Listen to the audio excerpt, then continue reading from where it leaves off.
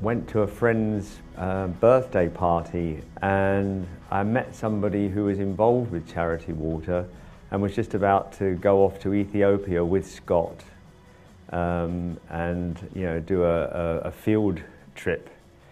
At the time, I have to confess, I had never heard of Charity Water, but the way the person described their whole operation was very appealing to me and just sounded amazing. 800 million people don't have clean water. Well, I don't know what 800 million of anything looks like, let alone people without water. So I wanted to put faces and names and really understand what it was like to live without access to clean water. I was born in Philadelphia. I never had to think about drinking dirty water.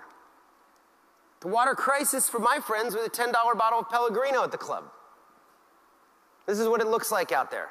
15-year-olds named John Bosco drinking from a swamp in the middle of his village. There are lots of ways to bring clean water to people around the world. Sometimes it's a hand-dug well, like in Liberia. Sometimes it's a drilled well. Sometimes rainwater harvesting or spring catchments or pond sand filters or biosand filters. At its cheapest, it looks like this, a $65 filter. It's the program in Cambodia. There's actually a lot of arsenic in the groundwater. But you can take surface water and you can clean it. So I went straight home from the party and Googled Charity Water and felt that I needed to somehow get involved with them. So I contacted them and really have been involved in some way or another since then.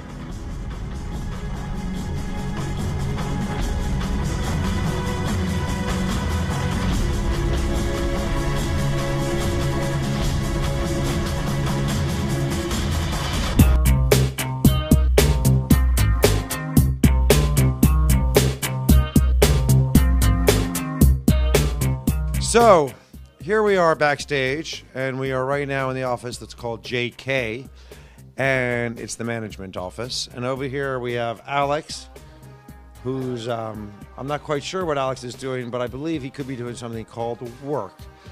Now I'm going to walk you over and pass you over to Ginny, who handles all of our press and public relations. And she's going to guide you downstairs to the stage and show you around backstage and introduce you to a few of the people who work with us there. Ginny? Ginny! Hello, I'm Ginny. I do tour press and publicity, and I work for the lovely Baron Kessler. Follow me. We're going to take you guys to the stage.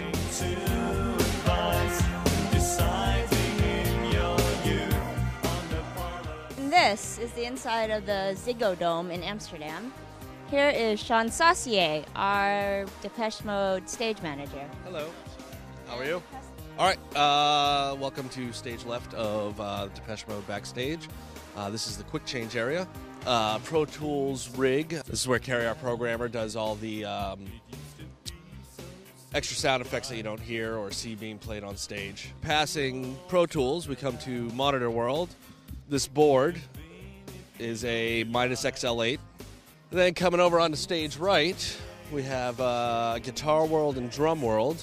This is where all the guitars get tuned and restrung. Heading down here, we start getting into Lighting World. If you've seen the show, you've seen some of the lighting grid move up and down. And it's all done by this system called Kinesis. So this is where we control all the lights. This is called Dimmer World. Now here is what we call Video Village. This is where the director and his crew create the visuals of the show. Basically everything's done live other than some of the content that we have from Anton Corbin.